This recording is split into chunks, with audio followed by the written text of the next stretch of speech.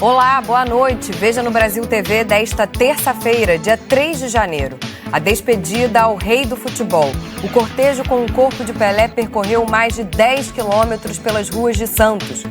2 mulheres foram vítimas de feminicídio no Rio de Janeiro. Uma estudante de 27 anos e uma comerciante de 39. Policiais militares são afastados no Rio Grande do Sul, denunciados por abordagem violenta. E ainda, os estragos de um temporal de verão no interior de São Paulo. Agora no Brasil TV.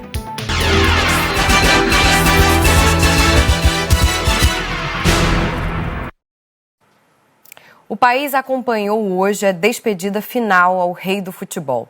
Foi uma manhã de muita emoção em Santos, onde Pelé surgiu para o futebol e para o mundo. O velório durou pouco mais de 24 horas. Milhares de pessoas foram se despedir do ídolo, torcedores, atletas, autoridades. O presidente Lula veio de Brasília especialmente para esse momento. A fila virou à noite. Torcedores e fãs do rei não pararam de chegar durante a madrugada. Juntaram os amigos e vieram em caravana. Rei, né? Rei do futebol para nós, para todo o Brasil, para todo mundo, com certeza. Pelé pra gente é algo de outro mundo, é algo que não tem uma explicação. Pelé faz parte da história da vida de muitos. Theo conta que o avô era jogador na década de 60 e cresceu ouvindo histórias da época. É que ele era banco do Zito, foi um gigante também, é Ayrton o nome dele. E, eu tenho certeza que ele teria vindo aqui também, então fico feliz. Sandro guarda essa foto como uma relíquia de um dia especial que teve ao lado do rei Pelé. Foi a primeira vez que eu encontrei com ele na minha frente. Criança, 10 anos de idade, virei fã do cara, hein? Um beijo, Pelé.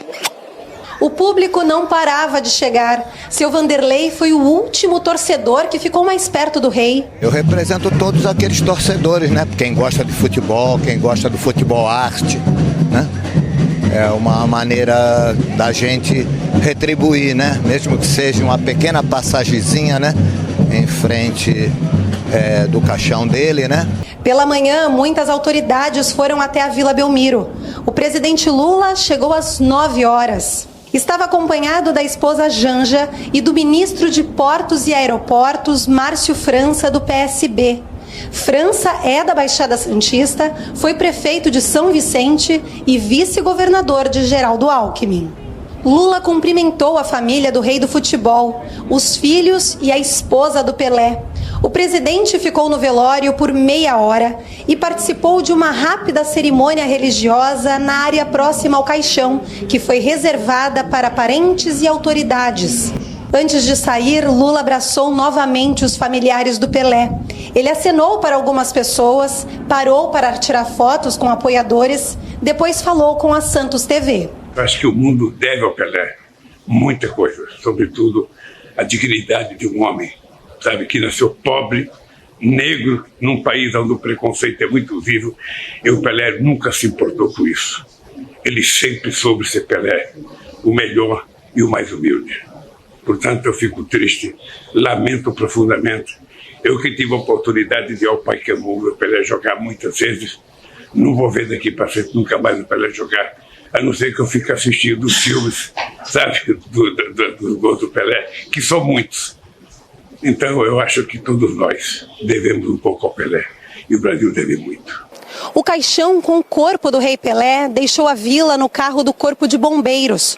O cortejo fez um percurso de 13 quilômetros pelas ruas de Santos, passando pela praia, pela casa de Dona Celeste, mãe do Pelé, e indo direto para o memorial. Muito, muito obrigada do coração. O amor que a gente recebeu nesses últimos dias foi, eu não sei se a gente estaria em pé hoje sem todo esse amor, todo esse carinho, toda essa energia boa. O cortejo com o corpo de Pelé saiu da Vila Belmiro pouco antes de 10h30 da manhã. O trajeto, de mais de 3 horas, passou por boa parte da Orla de Santos. Vamos ver como foi o início desse percurso. O caixão do rei do futebol coberto com as bandeiras do Brasil e do Santos no topo do carro do Corpo de Bombeiros. Às 10h26 da manhã começou a última volta de Pelé pela cidade que o acolheu com 15 anos em 1956. Sob aplausos, o cortejo saiu da Vila Belmiro para o Canal 2, importante via de Santos rumo à praia. Torcedores com uniformes e bandeiras do alvinegro praiano. motociclistas. Súditos de todas as idades foram para as ruas prestar homenagem ao maior jogador de todos os tempos. Outros moradores acompanharam das varandas e sacadas. Pouco depois das 11 da manhã, o cortejo chegou à Orla de Santos e foi acompanhado por um grupo de torcedores em número cada vez maior, com várias bandeiras. No Canal 6, uma multidão se concentrou em frente à casa de Dona Celeste, mãe de Pelé, que tem 100 anos. Qual o significado do rei? E pra gente, pra minha infância, foi tudo, né? Sempre morei perto da casa dele, na Oswaldo Cochrane. Sempre tive contato com a família dele, foi muito triste. Na varanda de uma casa vizinha, a irmã de Pelé aguardava a passagem do cortejo. Maria Lúcia Nascimento, de 78 anos, estava emocionada. Rezava e acenava. Pelo calçadão, dezenas de torcedores caminharam lado a lado com o carro dos bombeiros. Na outra pista da Orla, o trânsito parou para ver a despedida do rei. O cortejo fez uma curva e se aproximou da casa onde mora a Dona Celeste. Do alto, uma bela imagem. A avenida, interditada desde cedo, tomada pelos fãs. Nas varandas, bandeiras tremulando. Por volta de 12h20, quase 2 horas depois de sair da Vila Belmiro, o cortejo finalmente chegou à casa de Dona Celeste. Na varanda, Maria Lúcia e os parentes rezaram. Um momento de muita emoção.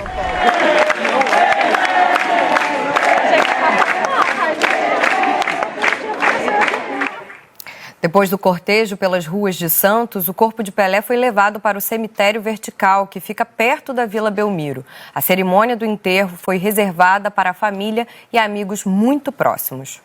O corpo de Edson Arantes do Nascimento, o Rei Pelé, chegou por volta das 2 horas no cemitério vertical de Santos para a cerimônia de sepultamento que foi reservada somente para familiares e amigos. O velório durou mais de 24 horas na Vila Belmiro. O corpo do Rei Pelé deixou o estádio por volta das 10h30 da manhã. O cortejo percorreu várias ruas da cidade, passou em frente à casa da mãe de Pelé e depois seguiu também para o memorial, para a cerimônia de sepultamento que foi reservada para pouco mais de 120 pessoas. Luciana Moledas, para Brasil TV. E as homenagens ao eterno Rei Pelé continuam pelo Brasil. No Rio de Janeiro, a partir de amanhã, a Avenida Radial Oeste, que contorna o Maracanã, vai se chamar Avenida Pelé. O anúncio foi feito pelo prefeito do Rio, Eduardo Paes, pelas redes sociais. O decreto será publicado nesta quarta-feira. A cobertura completa da despedida final ao Rei do Futebol, daqui a pouco, no Jornal Nacional. Em Goiânia, policiais da Rotam prenderam uma quadrilha especializada em furtos de apartamentos de luxo. Os criminosos invadiram pelo menos 2 prédios e chegaram a fugir no carro de um dos moradores. Olá, amigos do Brasil TV. Imagens de câmeras de segurança mostram os criminosos entrando pela garagem dos prédios. Em seguida, eles vão em direção ao elevador. Pouco tempo depois, retornam com vários eletrodomésticos. Já no estacionamento, colocam os produtos furtados num carro e fogem. Segundo a polícia, o grupo era especializado em furtos de apartamentos. Eles alugavam os imóveis mobiliados na internet e assim conseguiam ter acesso aos prédios. Em 3 meses, eles invadiram pelo menos 2 edifícios aqui em Goiânia. Utilizavam-se documentos falsos para fazer um cadastro em aplicativo e fazer locação de imóveis. Eles entravam nesse imóvel através dessa locação e já liberavam acesso para seus comparsas entrar e furtar tanto o imóvel que era alocado por eles, quanto os demais imóveis ali daquele prédio. Eles furtavam os eletrodomésticos de maiores valores, televisão, geladeira, micro-ondas, ar-condicionado, todos ali que eles achavam que tinha um maior valor. 3 homens, que seriam os responsáveis pela quadrilha, foram presos numa casa em Abadia de Goiás, lugar onde os policiais conseguiram recuperar vários produtos furtados. Os suspeitos podem responder por furto e também associação criminosa. Tarik Augusto, para o Brasil TV.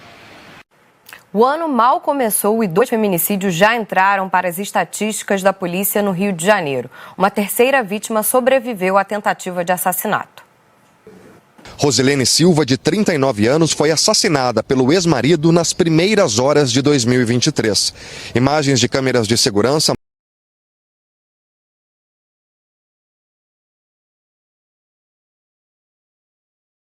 mostram Tiago Oliveira de Souza chegando armado ao mercado do peixe de Cabo Frio, na região dos Lagos. Funcionários tentaram desarmar o atirador. Um deles foi atingido na barriga e se recupera no hospital. Rosilene tentou fugir, mas foi atingida por 4 tiros. Ela já tinha prestado queixa contra o ex-marido por violência doméstica. No mercado do peixe, hoje o dia é de luto. Tiago Oliveira de Souza está foragido. Em Belford Roxo, na Baixada Fluminense, a vítima foi Gabriela Silva de Souza, de 27 anos. Mãe de 2 crianças, de 2 e de 5 anos, ela estudava contabilidade na Universidade do Estado do Rio. Há 2 meses pediu divórcio após descobrir uma traição do marido. Fábio Araújo da Silva prometeu sair de casa ontem. Botou as coisas dentro do carro, na mala, deixou as crianças dormindo e pegou ela, arrastou ela até o banheiro e estrangulou ela. Deixou o corpo dela lá, né? E pegou meus netos, botou no carro, né? E foi embora. O assassino se entregou na delegacia. Ele foi indiciado por feminicídio. Na madrugada de Ano Novo, Stephanie Ferreira do Carmo, de 25 anos, foi esfaqueada várias vezes pelo companheiro dentro de casa na zona norte do Rio. O filho dela, de 7 anos, viu tudo. Já tinha dado uma cabeçada no nariz dela. Ela, para disfarçar, falou que não foi nada. Depois levou ela para casa. Ela, achando que ele não ia fazer nada além daquilo ali, foi tomar banho. Foi na hora que ele chegou, por trás dela, deu uma facada nela. Ela fingiu que caiu no chão, né? Lá no banheiro, fingiu que acho que estava morta. Ele, desesperado, saiu de casa. O estado de saúde de Stephanie é grave. Adriano Quirino da Silva foi levado para a delegacia pela irmã. Vai responder por tentativa de feminicídio. Stephanie e Adriano moravam juntos e trabalhavam no mesmo restaurante. Ninguém gosta dele, nunca gostou. Ele é um monstro. Depois de fazer o que ele fez com ela, ele foi curtir um baile funk. De janeiro a novembro do ano passado, 97 casos de feminicídio foram registrados no estado do Rio, 14% a mais que na comparação com o mesmo período de 2021. O ano mal começou e os ataques às mulheres já chamam atenção. Para especialistas, o combate ao feminicídio deve ter início ao primeiro sinal de violência. E a punição aos assassinos precisa ser exemplar. Nós temos visto na prática que, verificada a autoria do crime, levado ao tribunal do júri, o Ministério Público denunciando, na prática, a sociedade, porque é um crime doloso contra a vida, tem sim punido exemplarmente os feminicidas. Não adianta só punir, nós precisamos educar essa sociedade para não ser tão violenta como vem sendo. Certamente. E no Distrito Federal já são 3 casos de violência contra a mulher desde a virada do ano. Ontem, mais uma mulher foi morta pelo companheiro em Ceilândia. O filho do casal, um bebê recém-nascido, estava em casa no momento do crime. A vítima é Miriam Nunes, de 26 anos. O crime aconteceu por volta das 9 da noite na QNM 21 de Ceilândia Sul. Familiares chamaram a polícia depois que encontraram Miriam em casa, com sinais de enforcamento. Quando os bombeiros e o SAMU chegaram, ela já estava sem vida. A polícia, familiares da vítima apontaram o companheiro dela como principal suspeito de cometer o crime, já que há pouco mais de um mês, Miriam havia se queixado de agressões e, inclusive, registrado uma ocorrência de violência doméstica contra ele. Na época da ameaça, Miriam estava grávida de 9 meses. Agora, o filho do casal é recém-nascido, tem menos de um mês e estava na casa no momento do crime. O bebê foi levado para a casa de parentes. De acordo com a polícia, André Luiz Muniz fugiu. Policiais fizeram buscas durante a noite, mas não o encontraram. O caso está sendo investigado pela Delegacia da Mulher de Ceilândia. Esse foi o 3º caso de violência contra a mulher em menos de 48 horas aqui no DF. Meia hora antes da virada do ano, uma mulher morreu depois de ser esfaqueada dentro do BRT. Ela e o namorado estavam indo para o Réveillon na esplanada quando um passageiro a assediou. O homem e o namorado dela discutiram. Momentos depois, o homem deu a facada na perna da moça. Maria Vitória foi para o hospital de Santa Maria em estado grave, mas não resistiu e morreu. O agressor foi preso em flagrante e levado para a delegacia do Gama. Já nas primeiras horas do ano novo, Letícia da Silva, de 27 anos, morreu após ser sufocada pelo namorado em Ceilândia, na QNP 17. Maxwell Lucas Rômulo Pereira, de 32 anos, confessou o crime para parentes que estavam na casa e fugiu. Ele se entregou à polícia no dia seguinte e foi preso por feminicídio. E foi preso no Maranhão um homem acusado de matar a namorada no Distrito Federal em 1998, há 24 anos. De acordo com a investigação, o homem bateu com um pedaço de concreto na cabeça dela. A vítima morava no Guará. Depois do crime, o homem fugiu para o interior do Maranhão, onde começou a trabalhar como pintor. A justiça já tinha decretado a prisão dele com validade até 2039.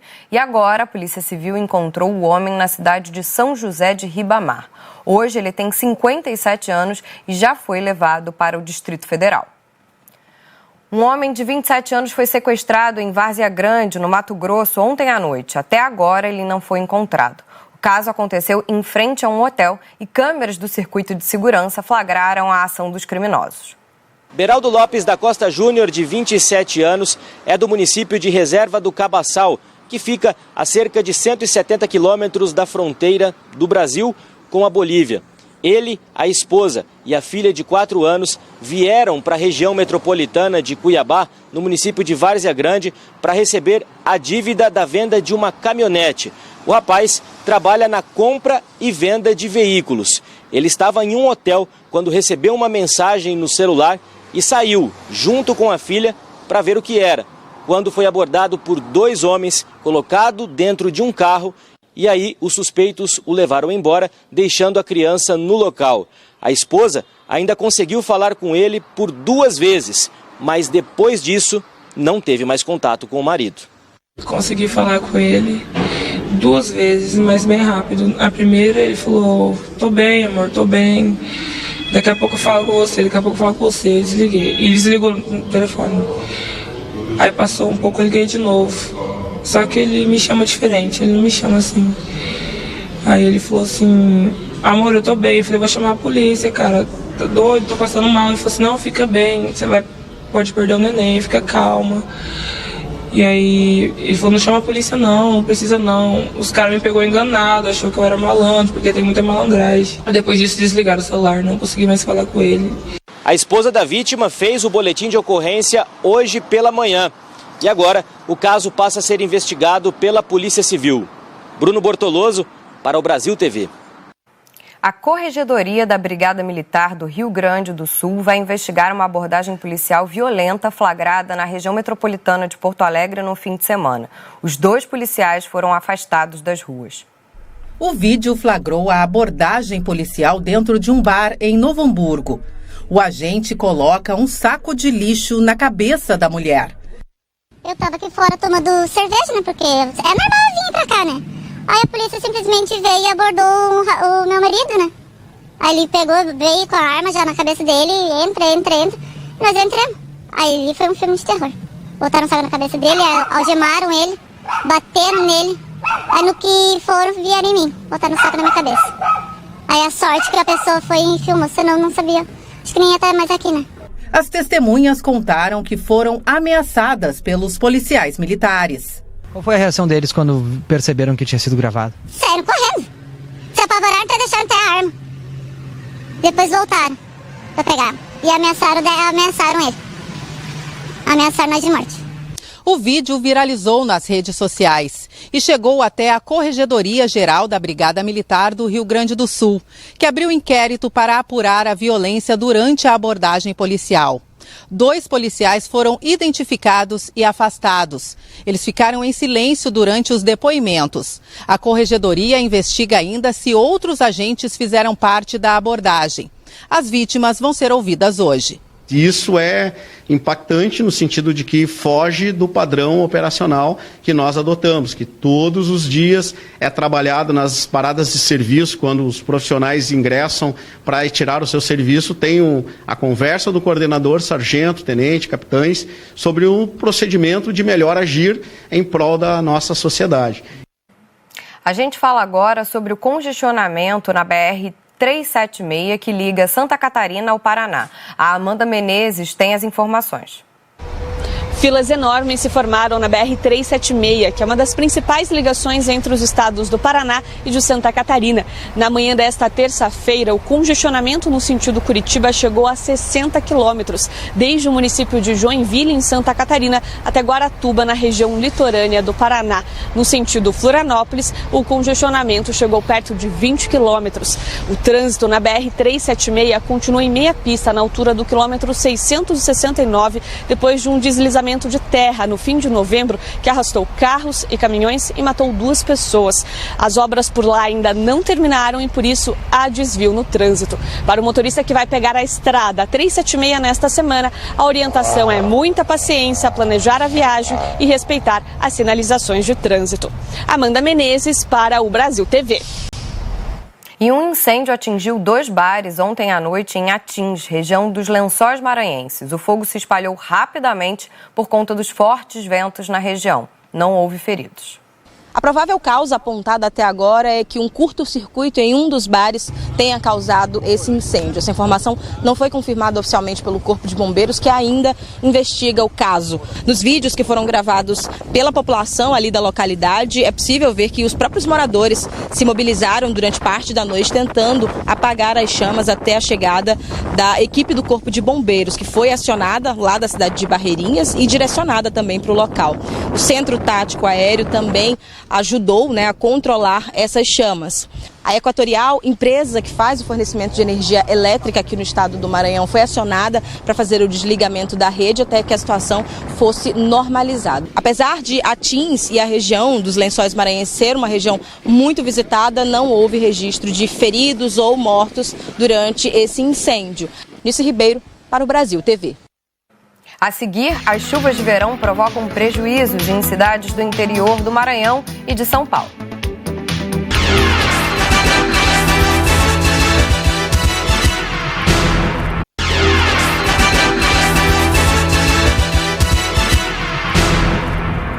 Brasil TV de volta falando sobre as cidades do interior do Maranhão atingidas pelas fortes chuvas de verão.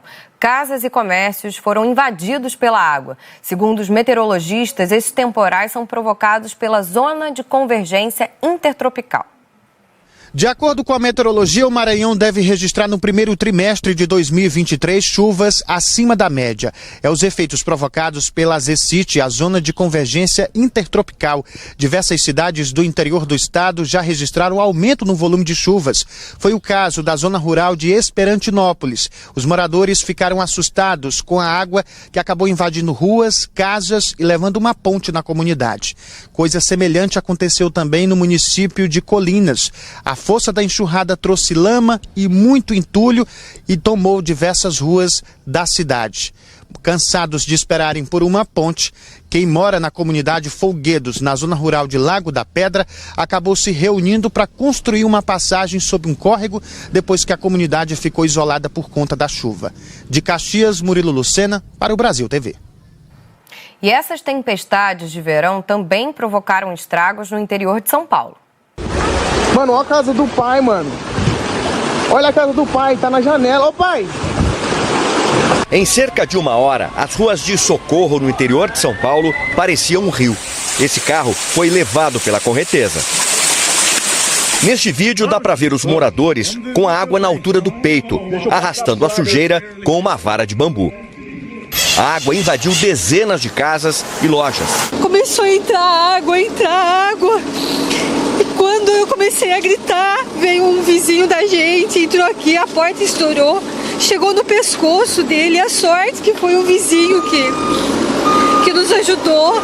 Eu tive que tirar minha mãe daí de dentro. A força da água arrebentou a porta desta loja de eletrônicos. Os equipamentos desta outra loja viraram lixo. A parte de informática pegou a enchente, aí a água perde tudo. Aí, ó, o exemplo está aqui.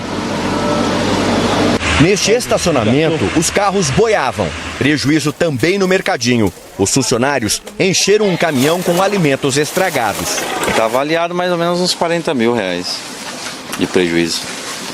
A maioria alimento? Maioria alimento. Bolacha, arroz, feijão. De acordo com a Prefeitura de Socorro, no intervalo de 2 horas, foram registrados 140 milímetros de chuva. Além dos estragos na cidade, houve 10 desmoronamentos no município. Nessa estrada que liga Socorro a Lindóia, parte da encosta veio ao chão. Durante a manhã de hoje, além da lama, máquinas, rodos e enxadas era o que se via nas ruas do centro. Nós estamos a noite toda com os voluntários, com os funcionários da prefeitura, estamos tirando o máximo possível de lama. Vamos passar o dia todo limpando, que é muita, muita lama mesmo. Daniela tem uma loja de tecidos e roupas. Ela tenta calcular qual foi o prejuízo. Tem que fazer a limpeza e ver o que dá para salvar, mas acho que não vai dar para salvar nada. É um negócio que quando nós olhamos, já estava dando 1 metro de altura. Não tem nem como você reagir, você tem que pegar e sair correndo e tentar, mas assusta. Que a situação melhore logo para eles. O Brasil TV fica por aqui. Outras notícias logo mais no Jornal Nacional às 8h30 da noite, hora de Brasília. Uma ótima noite para você.